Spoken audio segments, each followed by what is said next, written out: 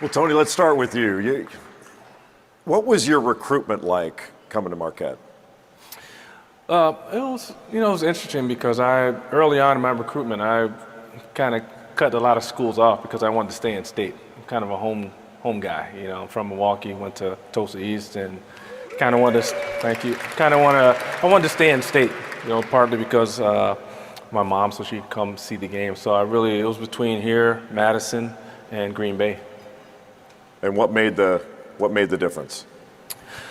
I tell you what, at the end of the day, I guess it was, I was recruited by Majerus and Cobb and that crew. Those are some great guys. They did a great job. But I think at the end of the day, I grew up 10 minutes from Marquette.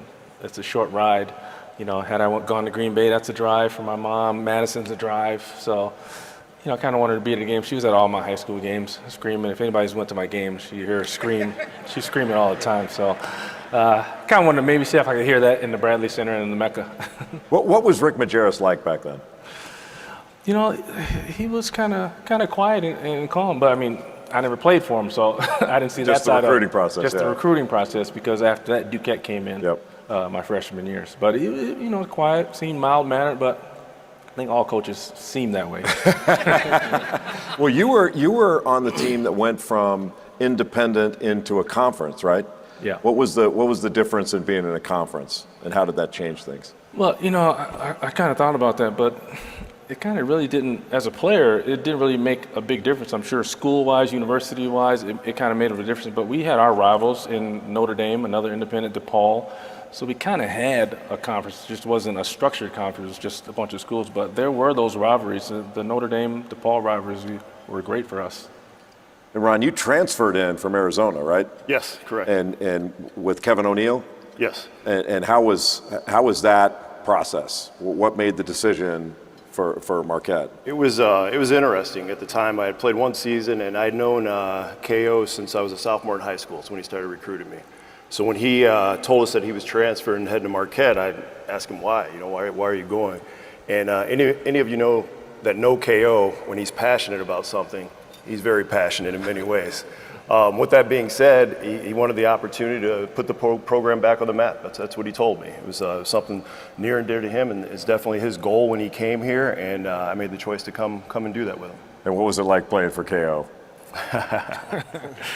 We probably swore about the guy for several years. He always swore more, but in life we swear by him. He definitely taught us a lot and got us prepared for life after college, after basketball, and everything else. I owe a lot to him. And in practice, defense was number one, wasn't it? Defense was number one, and a lot of running. A lot of running. A lot of running. Yeah. When you look back on the games that you played?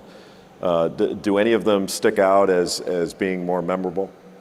You know what? There's probably a couple that stick out. I know, a home win against, I believe it was Memphis that we played here when they were ranked. They were a top 10 team definitely, and we got a win here at the Bradley Center that wasn't expected. I know it was an afternoon game on a Saturday, and it was a big win for us and something we still talk about and tell stories about now. And Tony, you played for the first Sweet 16 team at Marquette since '77. Yes. Tell us about that team. It was a great team because we had came off a year where we first got back to the tournament, and we had to play against Big Country Reeves. And then we came back the following year with a very strong team, and we felt confident in what we was doing. And it just seems like things have started to get back on the map for Marquette in regards to being ranked in the top 10. And then we had a core group that everybody believed in themselves. We was pushed hard, but we known that it was towards a purpose. And once we got the opportunity, I think a lot of people from the outside of the city counted us out. But we all felt very confident in what we was doing. We knew the game plan, and if it's one thing that KO teams was always prepared and ready. So we was ready for the challenge. Well, you mentioned back on the map. What would you say the difference was in the team that put you back on the map, and maybe the things you weren't doing before? Well, beforehand, before I first got here, KO recruited me and said that, look at the options we had. We had to go into Duke and play with Rob Lagerman as a point guard, or come play with you as the point guard. So I was able to slide people into their right slots, and let them do what they did best. And Rob shot the ball well, and I passed the ball well, and these guys scored, and I just got them guys the ball. KO gave me the ball, let me do what I wanted to do, because I understood what he was trying to do. And we had our purpose. We knew what we wanted to do defensively. We had adjustments that a lot of people didn't do and don't do to this day, but we did a lot of different things defensively that we can just call out in the middle of a game, or he can say something to me and we can make adjustments. And it helped us go very far as to having a defensive principle that led to our offense being efficient. Well, the best teams and the best leaders take everybody with them. And you had a team function one time. Where were you? In Tampa? Yeah. And it turned out you didn't take everybody with you. Yeah. So what happened? The idea was to take everybody with me at first. KO has gave us some free time, so I was like, "You mind we go jet skiing?" He was like, "Go ahead." So we all went jet skiing. I convinced Lawrence Frank at the time, who was a manager and a video guy, to go with us. Lawrence couldn't swim, but I told Lawrence, "You're gonna have a life vest on, so he'll be all right."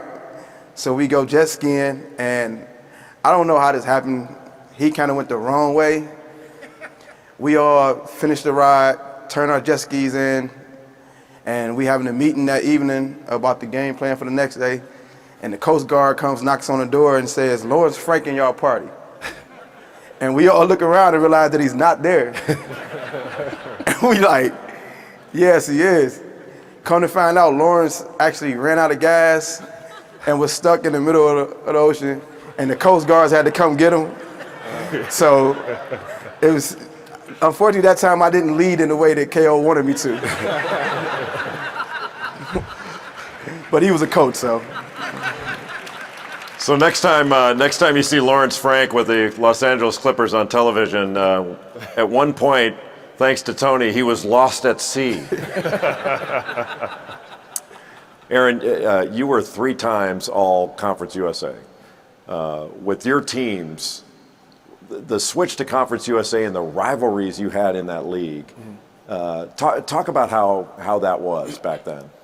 Well, I was the littlest guy in the conference, so they were sent to beat up on me. Memphis, Cincinnati. We had a little thing on with St. Louis. We didn't kind of like St. Louis a little bit, so we had a little rival with them. But our biggest rivals were Memphis, Louisville, and Cincinnati. Being, I think, the biggest rival was Cincinnati because they beat us up a lot. Anything from those games that stand out? I think it was Jim Jones. He said it was a lot of what was that, splinters in the floor from my face and my body. So that's what I remember, going to the ground a lot, playing in the shoe, and then being able to get them back when we came home. So I knew, I'll see you back at home. What was the home atmosphere like here? I think it was overwhelming. We was averaging 15,000 fans even back then. Yeah. And majority of times you go to a college atmosphere and people want, say, a gym that's right on top of you. And the Bradley Center felt like it was right on top of us. And I think it was just important because the city took us on. Like, we felt like, we was talking about it yesterday, we felt like it wasn't the Bucks. This wasn't the Bucks gym. They played here, but it was our gym. And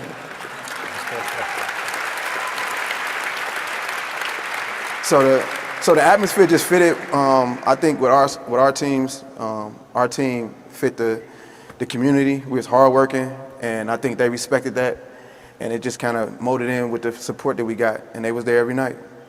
Ron, when you watch Marquette basketball now, it's got to be a great feeling of pride for you, for all of you, that you're a part of this family. You played here, you drop your sweat on this floor and practice and games. What's the feeling like when you watch the team play now? I think the 2 words that you use sum it up nicely. Just there's definitely a pride, and it's definitely a family. I mean, this is a group of guys that when we came through it together. A lot of adversity. We all turned into men. We grew up as men, and you come back after not seeing some of these guys for years, and it's just like yesterday when you see them. And when it comes to the program, the institution, and so forth, it speaks volumes that all of us stay in contact. And you hear so much about Marquette, not only as a basketball team, a basketball program, but also as an academic institution. So there's a lot of pride there. having been through it,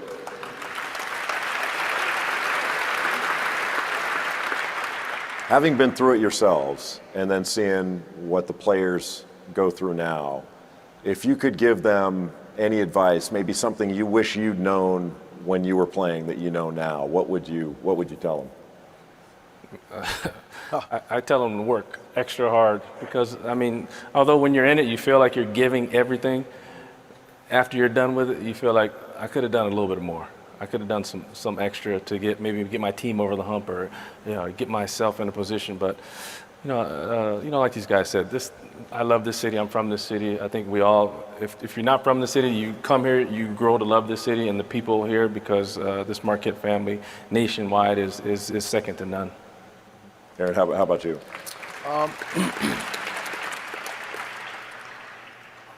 One thing I tell them is the same thing he told them. There's always going to be something left behind, whether it's an old friend, an old teammate, an old teacher that used to get you through the school. Don't take those moments for granted. You'll run, like I told you earlier, you'll run back into those people again one day. So make those relationships work and hold them in high standard, and always treat people like you're going to run into them again. Well,